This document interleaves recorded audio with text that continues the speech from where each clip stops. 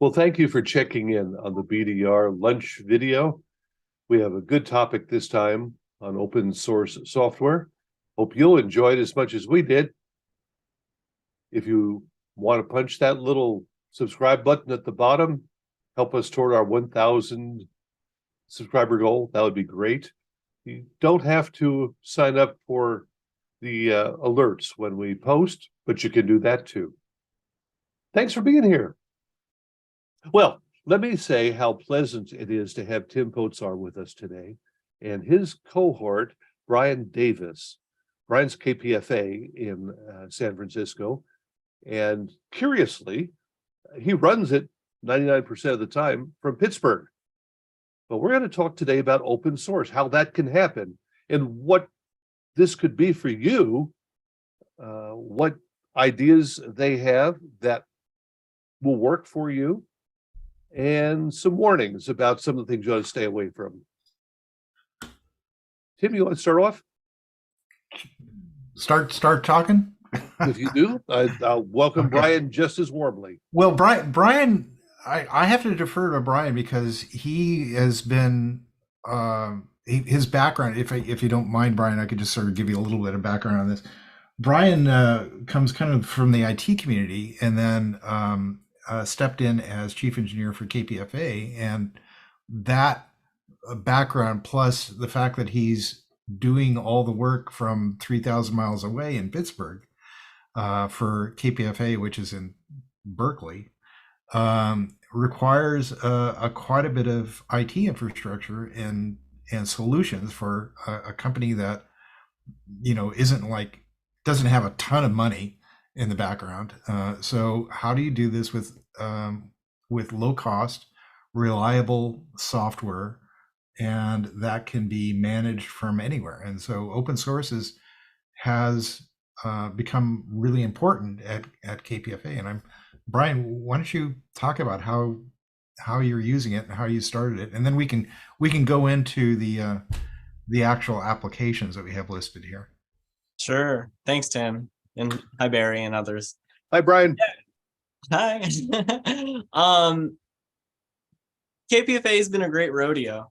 As a historic station, it was certainly all analog up until a few years ago. And it was rather challenging for me, with that not being my background or experience, to trace down that hum and this piece of equipment that I never saw before, interacted with, and has a manual from perhaps before I was born. And so I took an approach there of redoing the whole station, and along the way understood each piece of equipment, and did go with digital mixing consoles and digital boards from Wheatstone, and recrafted the air chain.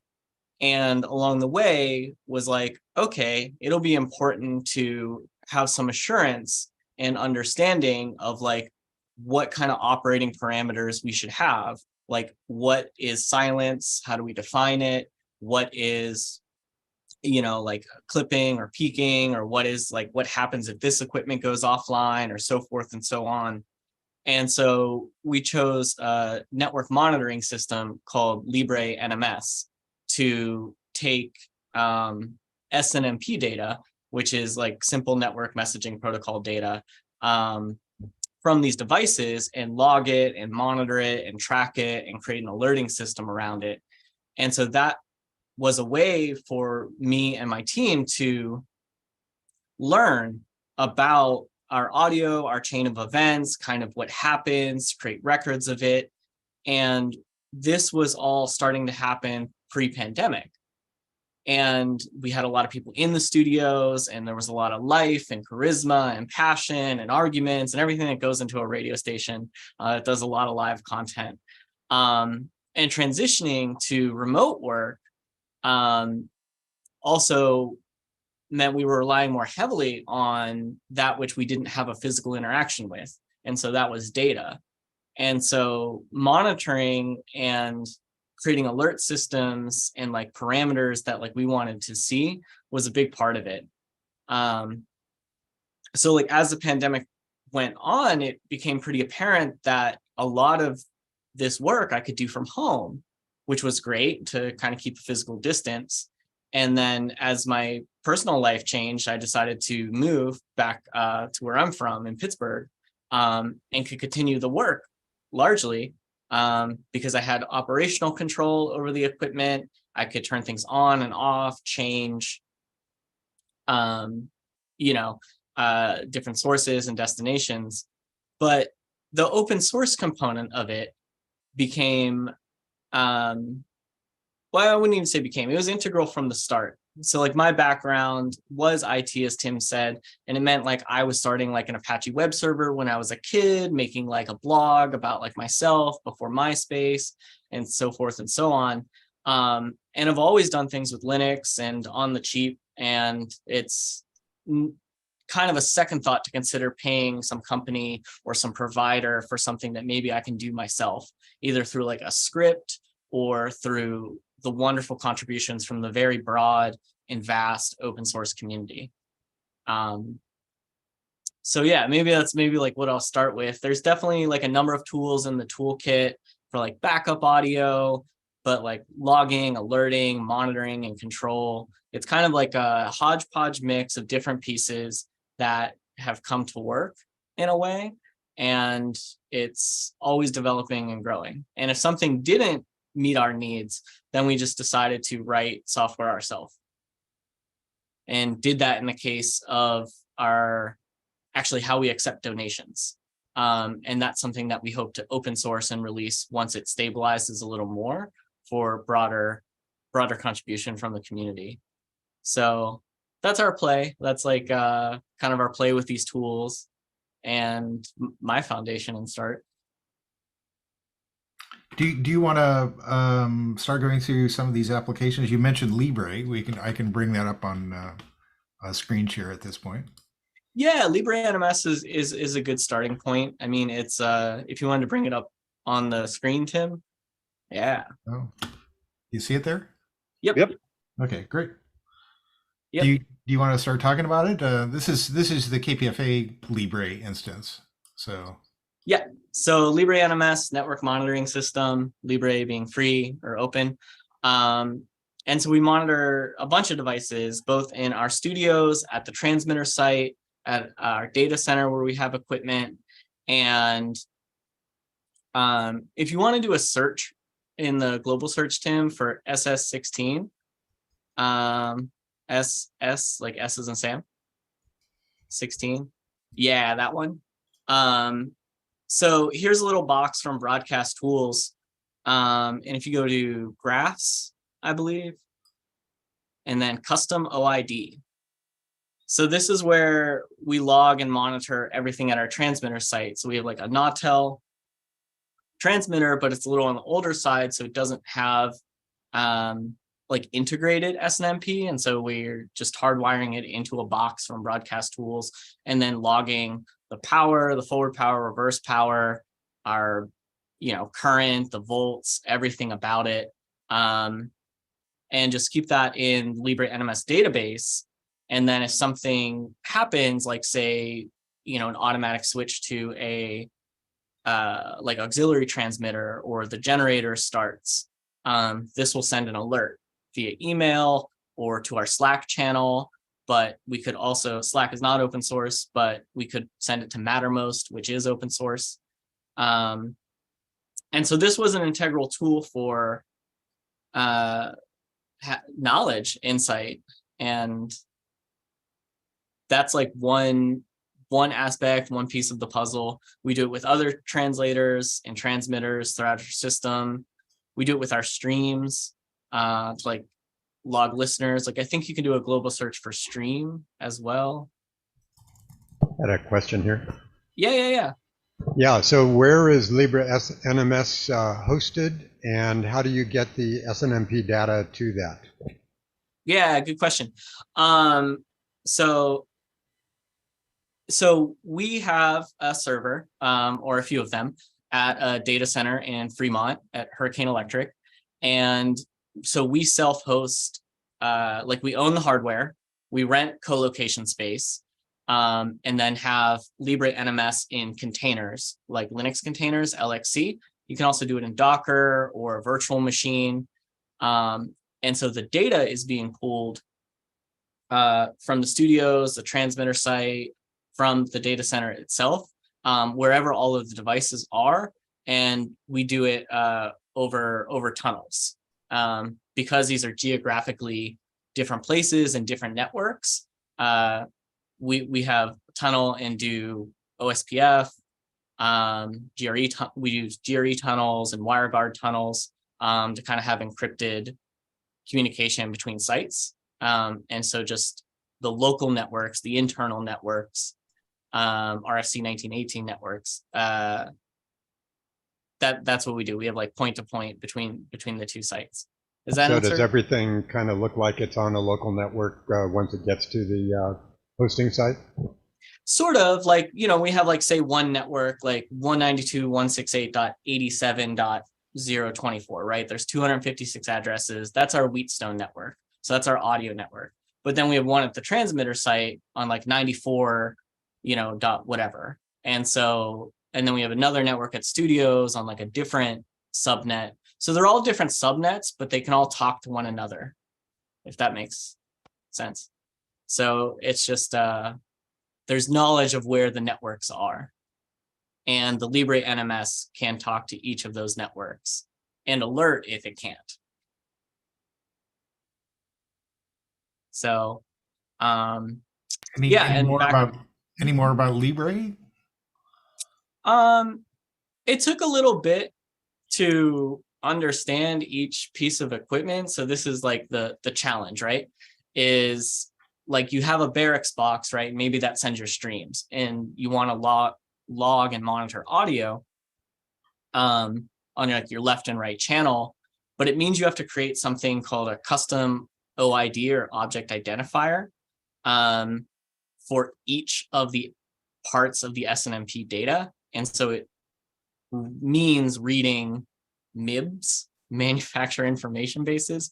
So you have to kind of dig in a little deep, because Libre NMS is largely used for networks and data centers and more like networking and routing, but can be used for anything that has SNMP. And so, we log our listeners over time, or sources over time, or any pieces of information. And so it means kind of knowing your equipment and what it can and cannot do. I think that was something that happens over time and isn't just an immediate kind of magic solution. Does Libre NMS just read the MIBs and say, do you want to graph this and graph this OID, or what's the interface there? No, actually, that's my challenge with it, and is I haven't found an easy way to like just load a MIB file. I actually have to like pull it up in a text editor and like look at that long string of numbers and then plug that in and create a custom, like a custom one for that. So for devices that are network or PDUs or things like that, this kind of stuff that Libre would normally be monitoring, somebody's already backported that and put that into Libre. So things like HP switches or Cisco or routers or PDUs and things like that, that's all built into Libre already. Now, getting the more arcane stuff like broadcast transmitter MIBs and things like that, those haven't been populated. Those haven't been put into Libre yet. So that's why Brian has had to leverage this thing called the custom OID to get that data out. And the example that you had earlier, which was the SS16? Yeah. SS 16. There you go. Yeah. So that is where he's leveraging a bunch of custom OIDs to get this, getting the metrics out of these transmitters and such. So I assume that took a little bit of work to track those OIDs down and then get those populated into Libre. It did. And the open source nature of it means that, like me doing this work, I could create I forget what LibreNMS calls it. Maybe I think they actually call it an OS or like operating system. It means that I can create like that file for everyone to use. So me figuring out a device or somebody else figuring out a device, like I can submit that. And so that labor of looking at a string of numbers and matching it with like, oh, that's the power reader or temperature reader on this port or something like that, means that other people wouldn't have to go through that. And so that just takes a little further effort, but that's something that can happen. And so if the broadcast community kind of took that up, then it means other people would benefit and we would share in the collective labor. There are SNMP commercial SNMP applications that are designed particularly for broadcast, but you have to pay dollars for that. I was the WorldCast system, things like that, are active in trying to pull in Nautel and various other transmitter manufacturers into their monitoring. So that's a little more that's easier to get the broadcast gear up, and you don't have to go as much into the weeds on getting OIDs out of boxes like we have to do for Libre. But everybody provides MIBs, I would assume, although Broadcast Tools is not going to know what you put on a particular channel. But it seems a MIB is pretty descriptive, and it's going to tell you what is at this OID, yeah. And you shouldn't have to customize stuff too much. Well, so what happens normally with Libre is it will go out and it will do kind of a top level crawl of a SNMP daemon or service that's on a particular piece of device, figure out what the operating system is, and then load up the appropriate MIB that's already been ported to Libre. And then it'll automatically populate everything. And there's a bit of scripting, some PHP, as well as some other stuff that needs to happen for it to be able to recognize the right manufacturer, the right operating system and such. So if that's not already built into Libre, that somebody's already had to code that, yeah, you're going to have to do the route that Brian did here, which is reading the custom OID or figuring out what the custom OID is, and then adding that to Libre. That isn't to say that you should be discounting Libre because it doesn't do this. He's actually, as you can see, it's pretty detailed of what he's getting out of this one Broadcast Tools box for what he needs to have happen.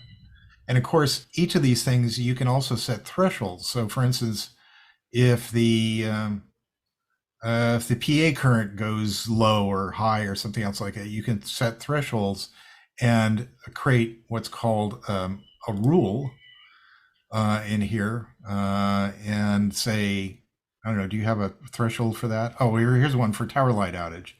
So you're saying look for this custom OID, and if it's off between these hours, then send an alert to this KPFA Slack channel, I guess. Or you could have it send email, or you can have it send something to PagerDuty or some other alerting mechanism if you want. Anything else we want to cover on Libre? No. Not much. I mean, I think it's been insightful, and like the more time you put into it, the more you get out of it is what I found. So it's like, if you can log power usage on devices, from your like power switcher or ATS or UPS or whatever it is, then you can also kind of build a profile of like how much energy something's using. And then you can see if there's like a more cost efficient way to do something. I don't know. I mean, it's like kind of an ongoing thing, but it also really helps training others too, to kind of get like a visual of like an abstract visual of the station too.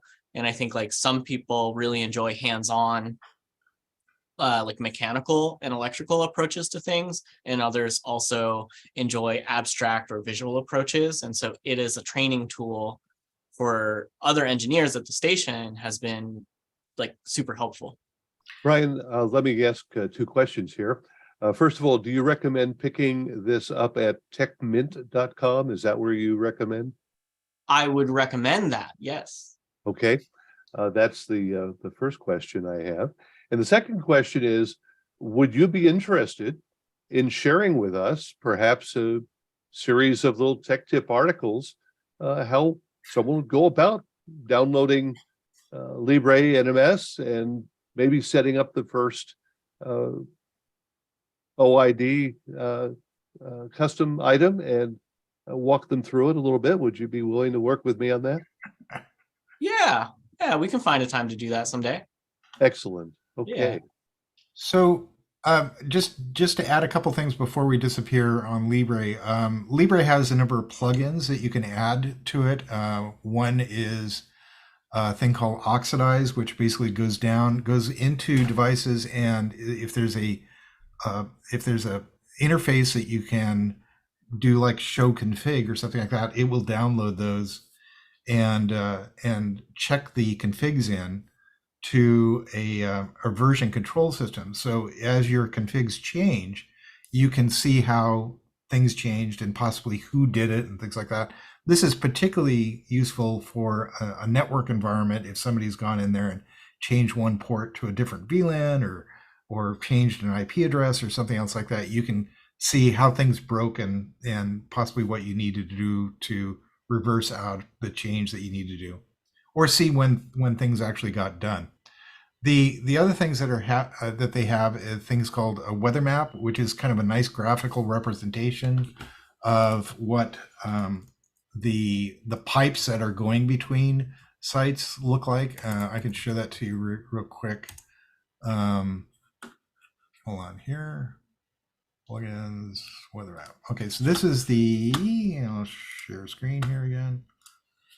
This is a weather map of a network that I run, which is an internet exchange that's in the Bay Area, where we have sites at San Francisco. We have 2 sites in San Francisco and one down in Fremont, and a couple in San Jose and a couple in Santa Clara and such. And by looking at the pipe here, you can see how much traffic is going over it. It gives you a really nice, quick representation of if something is up and where things are broken and such. Again, mainly more for the network side of things. But if you have a bunch of different sites, that like a transmitter site, a studio, and maybe other sites, satellite sites, you can bring up a weather map to sort of watch this traffic that's happening between sites.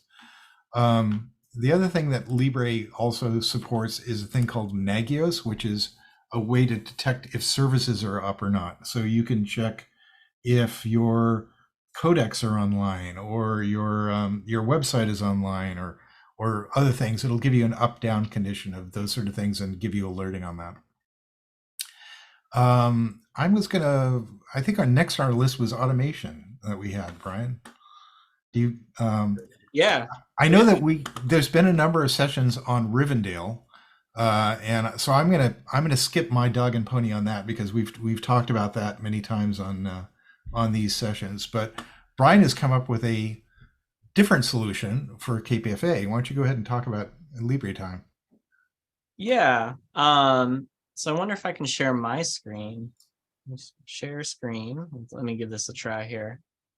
Doink, doink, doink. Okay. Too many things. There we go. So Libre Time is an open source automation program that generates streams and also audio.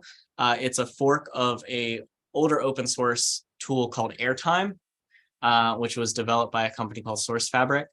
And so Libre Time free, we also host it like in a container on one of our servers in the data center. And it allows us to upload MP3s, upload pre-recorded material, upload carts, upload evergreens, and schedule that in blocks.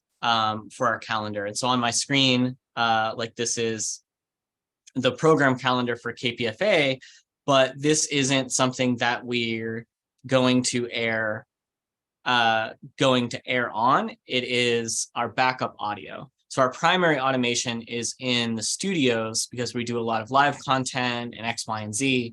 But if there's more than 15 seconds of silence, or the STL goes down, or some other kind of catastrophic failure at our studios, our transmitter will start pulling the stream generated from LibreTime. So we have, pre-recorded content, evergreen content, but we can also broadcast live into LibreTime as well from just a shoutcast or icecast source, like somebody on their computer with a tool called Butt, broadcast using this tool, would do it. But it's got a couple nice tricks, and some of them are smart blocks, which is a way to, like Democracy Now! Being like a smart block. Let's see if I can kind of edit it. And so it creates criteria. And so you can schedule a smart block based on a set of criteria. Like, does the title start with this? Does the uploader start with this? Or does it contain this? And so you have all of these modifiers around what a smart block can contain, like for carts for 30 seconds or 60 seconds or a legal ID or whatever it is. And so it kind of allows you to schedule content, but dynamically. So I'm not always interacting with LibreTime, or it means if our traffic coordinator just uploads something and it, contains the word economic update, then that's the show that's going to be scheduled next. So you can reduce the labor involved of saying this show at this time in this way by having parameters around things. So that's helped to schedule 24/7, like a huge playlist of all of these shows. And so basically we created a smart block for every show. And it can also pull streams direct as well. So if there's another web stream, like there's a show, Democracy Now!, we can pull it directly from Democracy Now!'s stream. So that's useful if, say, like our satellite link to Democracy Now! Goes down, or our Comrex link goes down, and, we're silent during, this important hour where people are getting their news, and we fail over to LibreTime. It's just going to pull the stream, every day at our schedule at 6 a.m. and 9 a.m.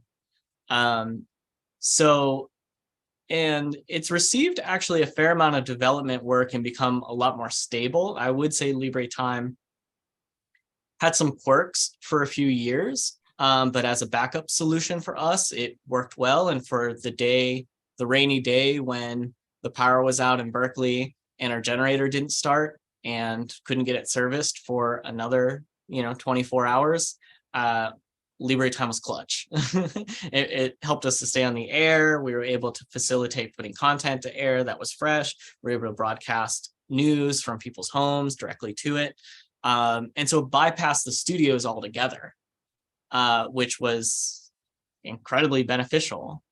And so it has calendar. You can kind of schedule, and you can go in deep to view our show, like what was playing, Sunday Classics, the Hour 3, so forth and so on.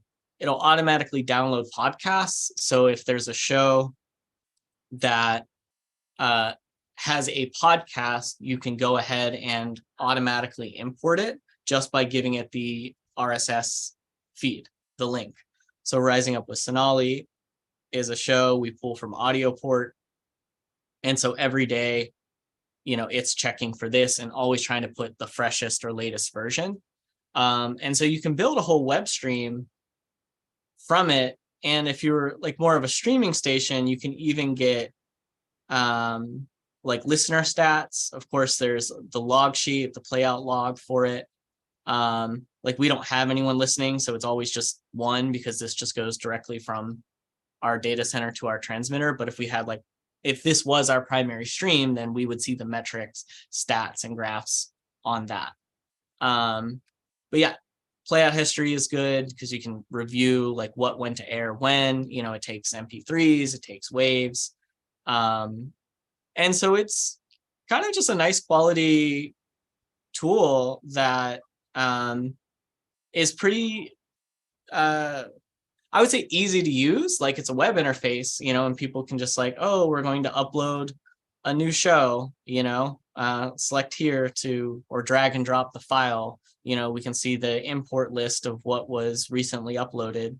And so it's simple and to the point.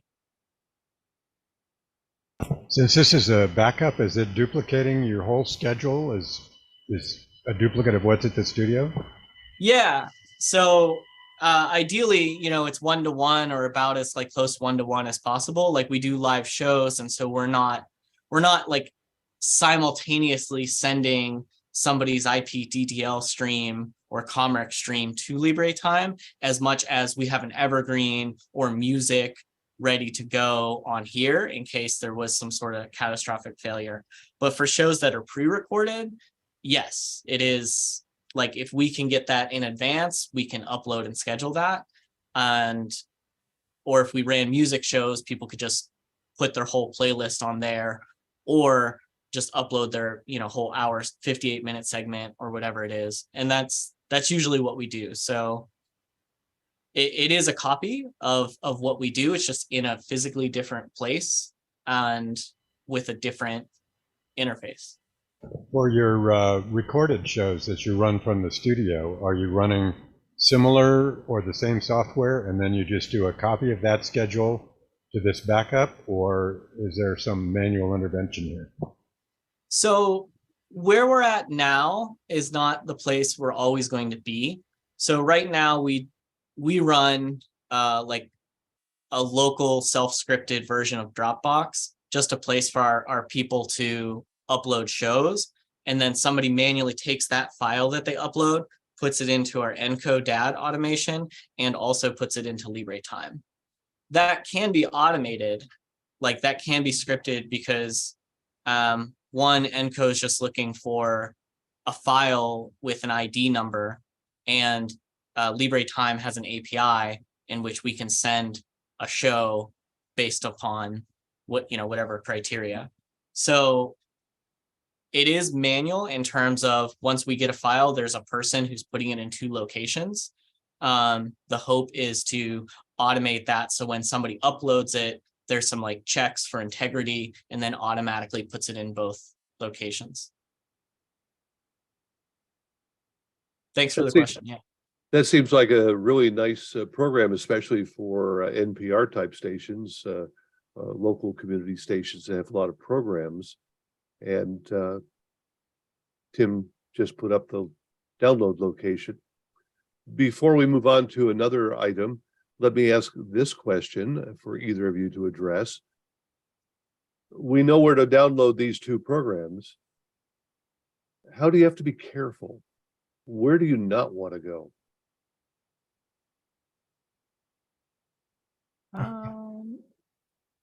Careful in what way? What will be the concern, I guess? Hacked programs that will take over your system?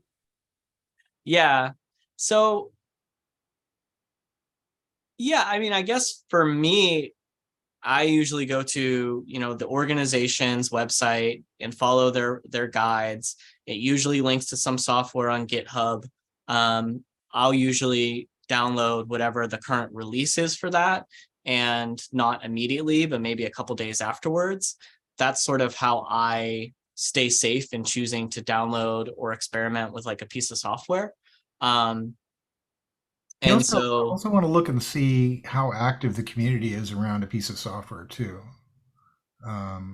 Sorry, don't mean to jump in, Brian, but no, please jump in. It's okay. Social, right? Other people can jump in. I'm not. You know, Libre and Libre NMS, LibreTime, and various other ones will usually have a community that's around this, and that'll either be on Slack or it'll be on, you know, Groups.io or a number of other places where people can talk about the software. add feature requests, or complain about bugs or whatever else. And then usually this will be in some source repo like GitHub or GitLab or something else like that you can go to, and you can see how actively the software is developed. You want to make sure that it's not just one person that's developing it, because that could be a bottleneck. If that person decides they want to abandon the software, then you're kind of screwed in the fact that you may have some software that you deployed that it's not going to get developed. Libre NMS is actively developed by a core group of about a half a dozen or a dozen folks, with a bunch of other people, like people like me and things like that, that will fork the code, make commits to or program it, and then push it back towards the core group that will push it up. So going to some place and seeing that, oh, there's like 4 or 5 commits a day is a good thing. That means that if somebody's finding a bug, it'll probably get addressed pretty quickly too. There's the operational side of things that you have to be concerned about too, and we've talked about that to some degree and previously, regarding firewalls and things like that. Obviously, if you're putting this stuff up, you have to make sure that it's relatively firewalled and is only accessible to the parts of the network that you want it to be and such. And I'll defer to previous discussions that we've had on the BDR about that. The other thing that is a concern would be how reliable can you what's the reliability of your deployment. And that may mean that you are going to be deploying this on multiple servers, or you would be having multiple internet connections coming into your place and such. And that's a whole other discussion too, is about how to strengthen your deployments, your operational deployments, so that there's high reliability. Back in the old days, we'd have 2 transmitters. You'd have a main and a backup, and you'd have 2 different antennas, hopefully, or some sort of switch. So that would be kind of like the old-fashioned way of making sure that you have reliability, is you have a way to fail over if something crashes. But you mentioned that this is being run in containers rather than just on the OS. What's the advantage of that? Although I run a virtual private server, which to me looks like my own server, but of course it's a container. But why run each of these in a separate container? There's different ways you can run a box or run an application. One is either on hardware itself, like you have a dedicated server and you have LibreTime just running on that by itself. You can run what's called usually hypervisors or dedicated pieces of hardware that you'd run multiple containers or VMs on top of. There's a nice scaling on that, in the fact that you don't have to have dozens of boxes. You run this as kind of virtual instances and such. The difference between a VM and a container is that a VM will have a hypervisor piece of code that goes between the VM and the hardware itself. So there's a bit more overhead and memory that's required for VMs, whereas containers actually are usually, particularly if you're deploying this on Linux, a container will be another version of Linux or a version of Linux that'll be sitting in the container, and the calls will get immediately passed through to the core system. So you don't have as much layering between the container and the box itself. So you can actually run with less memory. You can run with. Oh, I think Tim just got it frozen on us for. But while that's going on, we'll just mention again, you want to be careful when you download. You don't want to just download because George said, go get it at timshouse.org. You want to go to the home base for each of these programs if you can. David Clan makes the very good point here that most software developers include a crypto signature that you can identify to ensure that that is the original one, not messed with, as much as anybody can guarantee anything. Sorry, my internet connection went down, and so hopefully I answered the container versus VM problem or concern. What, Brian, did you have anything to add to that, or did you finish it up?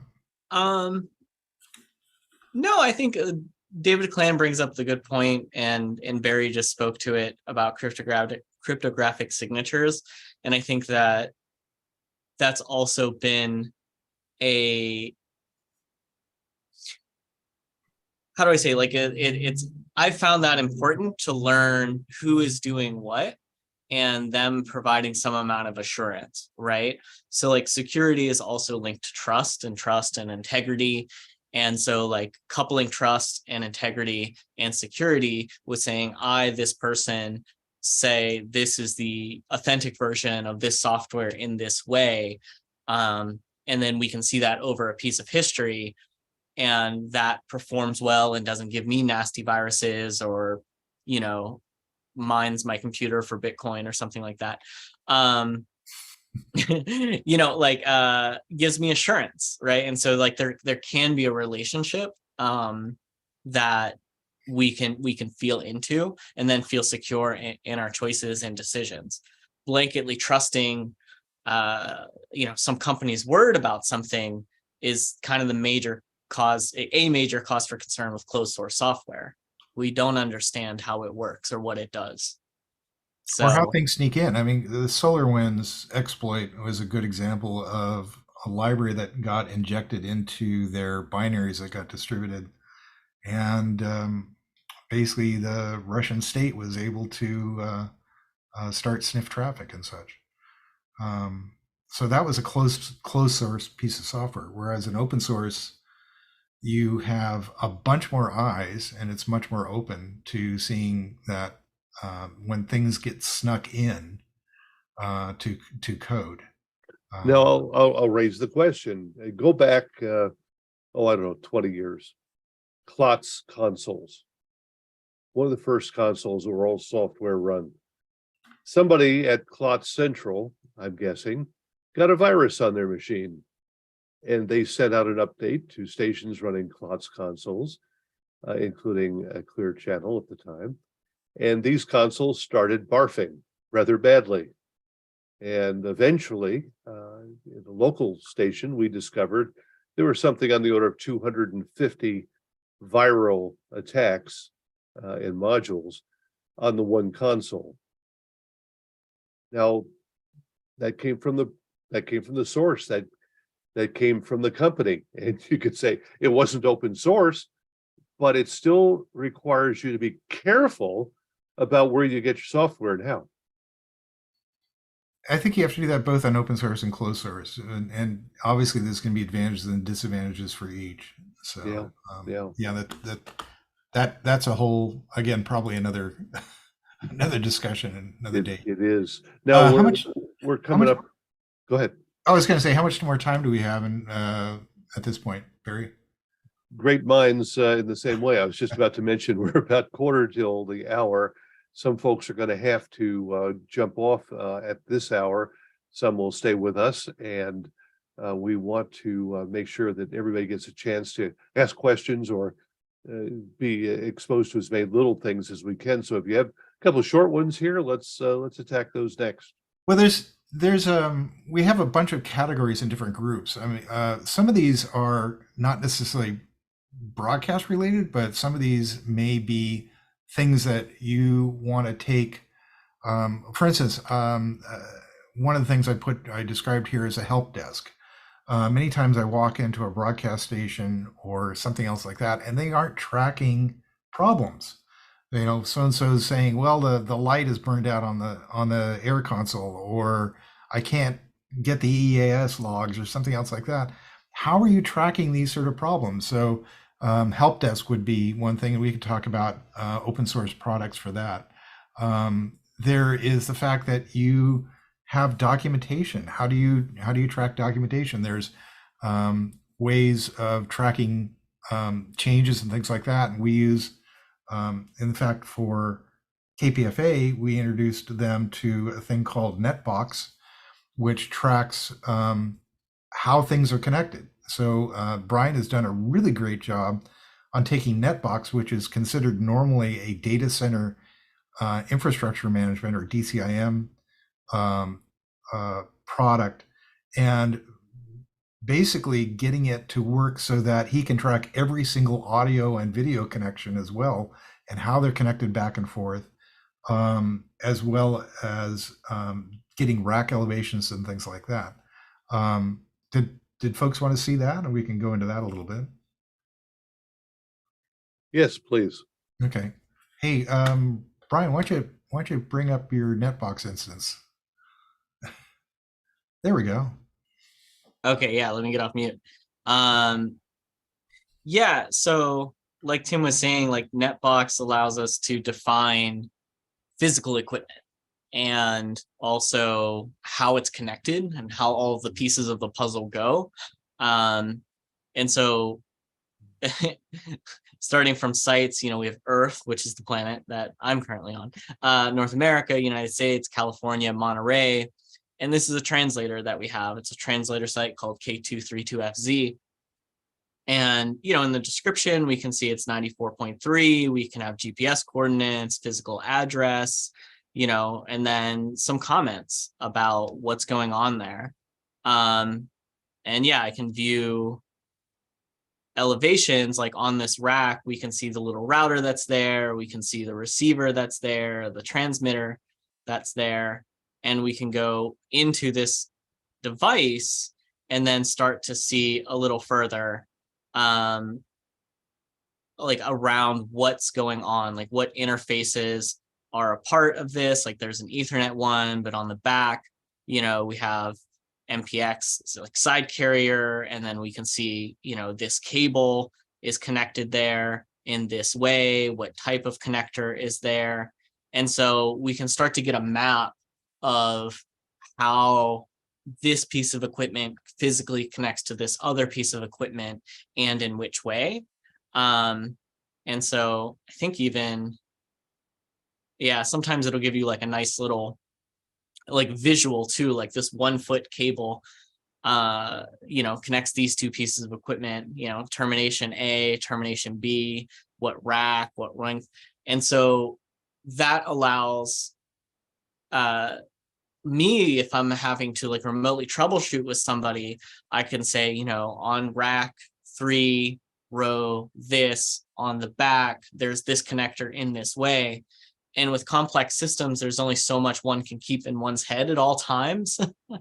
And then as a living document, other people can add to it. And then we can see kind of like a change log or in the journal, like you can create journal entries. And there wasn't much for this cable, so I'm not really showing much. But yeah, and so if you build out different sites and different services, like, like there's my home in Pittsburgh, and then there's Fremont in the data center and so forth and so on, or Santa Cruz or Diablo or our studios, which will clearly have a lot, there's 72 devices, there's 13 racks. And so we really start to build a visual of what's going on and how things are connected. Will it give you a schematic drawing of how things are connected? So it seems to be lists at this point. Like as in like a map, sort of like a weather map or something like that. Well, like that translator, you had a receiver and so on. So I think, a box for the receiver, a box for the transmitter, and lines for the wires between them. Yeah. I don't know if it does. I haven't seen that. I feel like Libre NMS actually does with network equipment. Like it can say like this router or this switch are connected at this port. But as far as like this transmitter and this receiver are connected by this audio cable or something, I haven't seen a visual that Netbox provides, but that doesn't mean that it can't do that or that it doesn't do that. It means that I just haven't seen that. Yeah, thank you. Of course, schematics are moving away from lines between boxes too, to just being a list of net names on each pin. So it's similar, I guess. Yeah, I was gonna. This is very impressive, Brian, because it obviously you can sit in your office in Pittsburgh and walk even a disc jockey or a announcer that has to help you for nobody else being around, and you can walk them through, tell them exactly what they're looking at and what to do. The Yeah. nice thing about NetBoxes is a living document, and the fact that you know, when I built out KKSF a long time ago, I had David Carroll come in, do all the wiring and everything else like that. And he came to me with really great drawings afterwards. But the problem was is that we were going to change that occasionally. And either I have to go back to David and have him update his drawings, or I'm going to have to do this with them myself. So this is a way to have a living document for something. So if we change the cable, we just update a netbox, and then all of a sudden now it's documented. This is the source of truth for how things are connected at KPFA. It's great when you can do it. Of course, if you're stuck with 7 stations and you're running to put fires out all the time, it's hard to keep things like this up to date. That's an interesting point. You know, so does the lack of documentation cost you more time than documenting itself? Good point. Good point. And many times I've walked into places where there's no documentation. It would take me a long time to reverse engineer a problem where we may be off the air. Far too common. Yeah. Okay, what's next? Well, let's see. So NetBox did. We can talk about phones. We can talk about file servers. We can talk about audio editing. Should we? I know that we have kind of a limited time, a couple more minutes before we have to wrap on this. Where would you like to go on this, Barry? Well, you tell me what you'd like to. You got any little simple apps that you think everybody should have? Well, one of the things that has been very helpful, particularly for KPFA, and Brian, you could discuss this, is real-time chatting. Particularly since you have a rather distributed staff, or they may not necessarily be there at the same time, or they may be in different rooms or things like that. So a lot of people are using solutions like Slack or other commercial applications and such. And there's some open source ones out there. One particularly one that I've been using is one called Zulip. And it's zulip.com. There's a bunch of apps for this. It'll run on a Mac. The clients will run for Mac, Android, iOS, Windows, etc., Linux. And then you set up a server. And the idea is that you're not paying the $5 a month per seat or whatever it is that Slack charges to have this happen. But and you can do pretty much everything that you want to do that you usually use Slack or something else for. This is the nice thing about these sort of things is that, for instance, there's integration with like Libre. So you'll have multiple channels or you'll have multiple conversations or threads or something else like that. And you may have an alert thread or channel. So Libre can constantly push into one of these channels to say, transmitter's off the air or transmitter's overpowered. And so you can see in real time the kind of from the app that you're normally communicating with everybody else. Oh, I just saw an alarm on Libre. We should go address that and such. So Zulip would be a good solution, particularly if you're concerned about either having your content being hosted off-site, in other words, these conversations, or concerned about the cost that's involved with getting something like Slack or something like that. Let's talk a bit about audio itself. But first, I want to mention for those of you that are on YouTube and those of you that aren't, we have the BDR Net YouTube channel. And today's program will be posted sometime tomorrow or Saturday, whichever works out. If you can go down to the little corner of the screen, it's down here somewhere, not where my big finger is, but whatever. It says subscribe. You don't have to set up, although you can for notifications, but if you will subscribe, it helps a lot. We have a goal of 1,000 subscribers, and we're 421 right now, and everyone will help, and so we encourage that. Someone mentioned here audio editing, and of course, the first thing that comes to mind is Goldmine, was it years ago, or Audacity now, or well, what do you guys recommend, or what are you using? So Brian, what are you using at KPFA?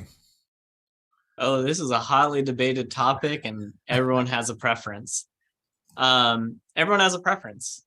And so honestly, at KPFA, at that station, it's a diverse group of people with diverse backgrounds in age, in relationship to technology, and some people choose the latest and greatest and most dynamic. I often feel like for simple editing, it's just Audacity. It works great. It gets the job done.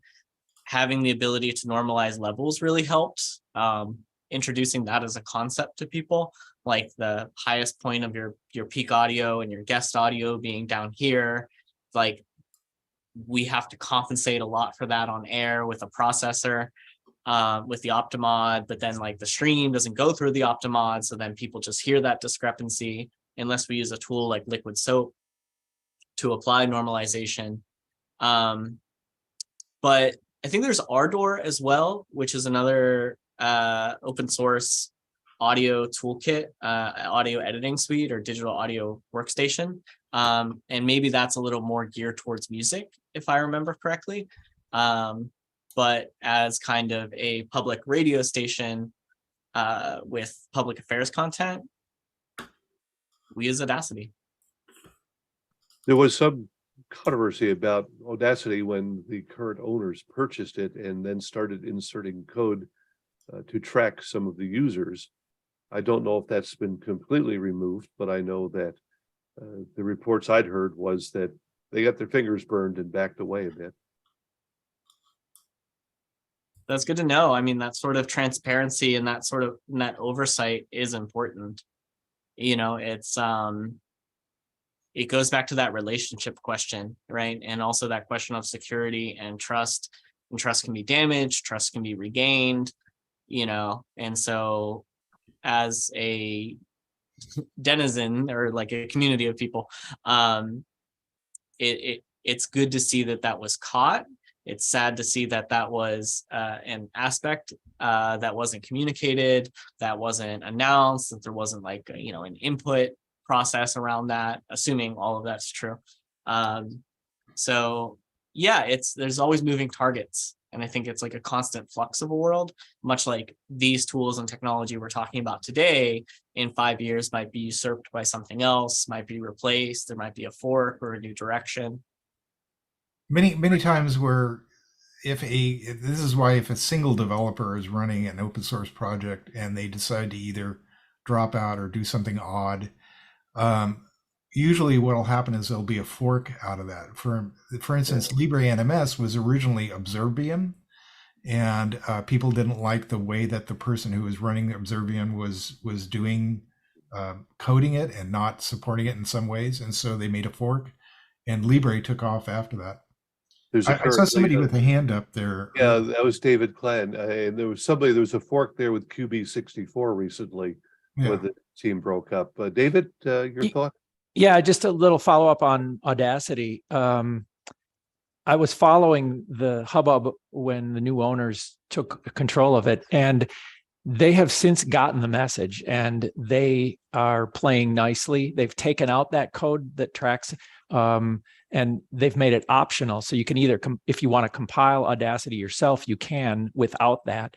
And if you want to just download the compiled version and run it, it's now an opt-in instead of an opt-out. So they definitely got the message, and the community seems to have, I don't know, sort of gone back to supporting the current owners of Audacity. And I think some of the forks that happened when when everybody got angry about how they were treating their users, some of those forks have sort of quieted down and died off. That's all. No, that's good to know. Absolutely. All right.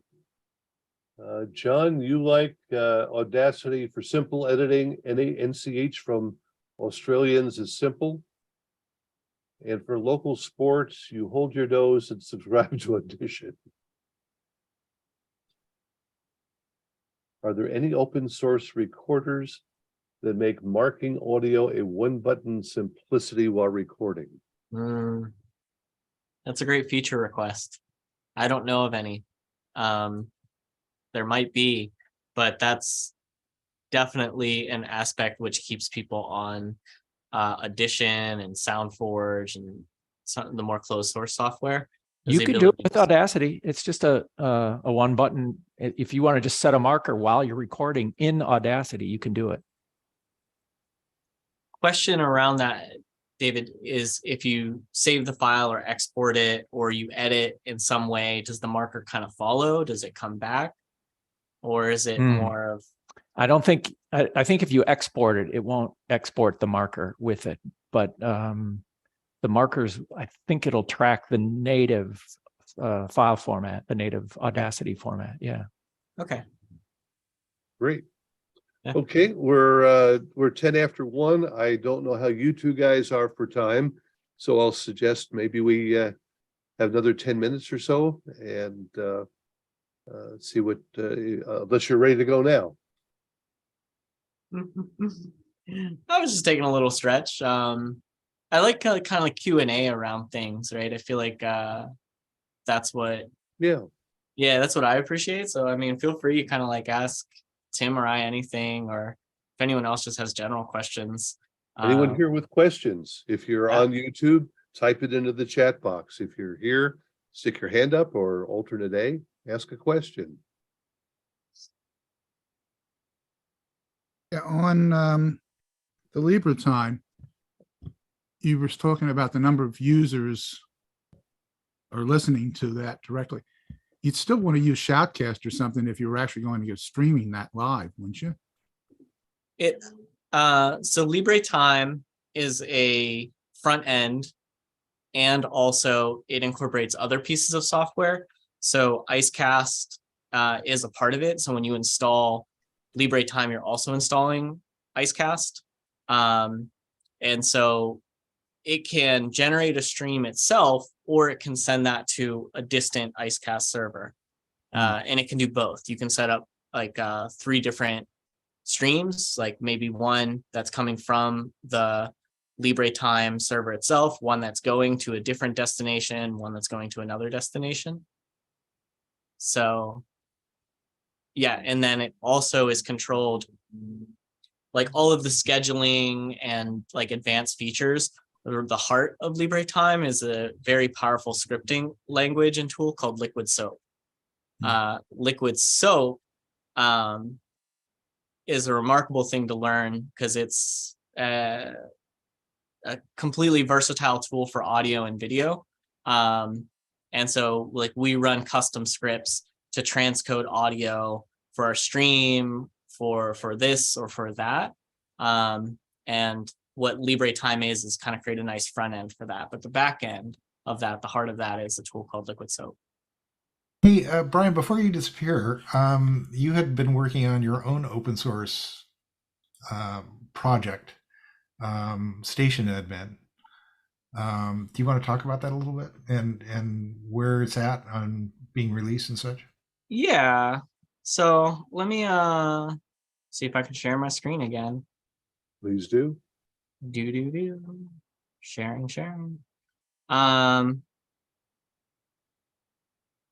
Station admin. So KPFA had this issue where the CRM or constituent relation management or donor relation management tools weren't meeting our needs. Like we had a need to, let's see if we can't, maybe I'll put it in testing mode. That'd be a little better. But there might not be any donations in testing mode. In any case, like we had a need to see the donors that were coming in, the comments they were leaving for our host to like, thank so-and-so on the air, we had a need to see how many people were listening to our streams at the moment, how many callers were on the line, and really kind of track certain pieces of information well and compile that into a dashboard for hosts and for our program director to see things and make decisions around how our fund drives are going. As like a listener sponsored station, as one of the first in the country, this is really the heart of what we do, because almost 100% of our funding comes from individual donors rather than grants, foundations, underwriting, so forth and so on. So a lot of the tools that worked for like NPR stations were either cost prohibitive or didn't quite meet our needs, or were frankly very cumbersome and complex and weren't generating what we need. So we said, okay, we're going to create our own CRM, right? And so, people donate through kpfa.org, or they call the phone number during a fund drive, and maybe they select a premium, so forth and so on. And eventually that goes through our payment processor, Stripe, but the data around that, the donation around that, and we can see, if I like type, my name in there, we'll see the donor information, we'll see whether it was refunded one time. So kind of all of that interaction, we decided to create our own tool and our own API programmed in PHP and with a MySQL database and a front end. This front end is in React.js. And so, we built a REST API around these interactions that interact with Slack, that interact with Stripe and through various webhooks. And it creates, a way of interacting and taking donations that work specifically for KPFA. And this has been a project that's been ongoing for a couple of years. We use it in production, but the goal was to not keep it as an internally developed software, but to release it once we felt as though it could be significantly transportable into other stations, and all of our like security kinks and like different features were kind of ironed out. Like the addition of like creating campaigns and editing campaigns, like is there like a gift link? And so it works a lot with our logic for how we run our station, based on like premiums, and there's a campaign and maybe there's a freebie as part of that campaign, like a download link, generating reports like how the latest fund drive is going, how the latest, different campaign, and tracking these metrics over time, creating a billing report, so forth and so on, tax documents. And so all of this has been added. The dashboard's a lot more interesting when somebody actually makes a donation, because it says who it is, what they wanted, and if they have a comment. Or if there's a campaign, we can track like our daily goal or our hourly goal or the campaign total overall. And all of that was developed with code, written primarily in PHP. And it's something that I hope to release to the open source community and stations more broadly to get input, build features, and see what's possible. Because I think for public radio stations and like non-NPR public radio stations, we need things that work well and are simple and direct and to the point. And paying a company a monthly like per seat usage license, or like some other model of payment is problematic. And then also some of those tools like aren't web browser based. You can't just like pick up your phone and see it. You have to like remote desktop in some strange way. And so there was a lot of like hours and hours and hours of learning and training that go into something. And so code allows us to get straight to the point real quick of like, what do our donors need? What do our hosts need? What does our development department need? And just build something to that where people can see and interact with what's important immediately. and, have some like user access control around that, built in like rate limiting. So that way people aren't automated card testing. Yeah. So it's been it's been a process to develop this tool, Station Admin. And we, have a, solidarity within public radio. So it's always been the goal of releasing it to the public. And so that way we can see where things are at, what people think of it, and collaborate on these common intersections and common interests that public radio shares. You did mention earlier that you had planned to make this available.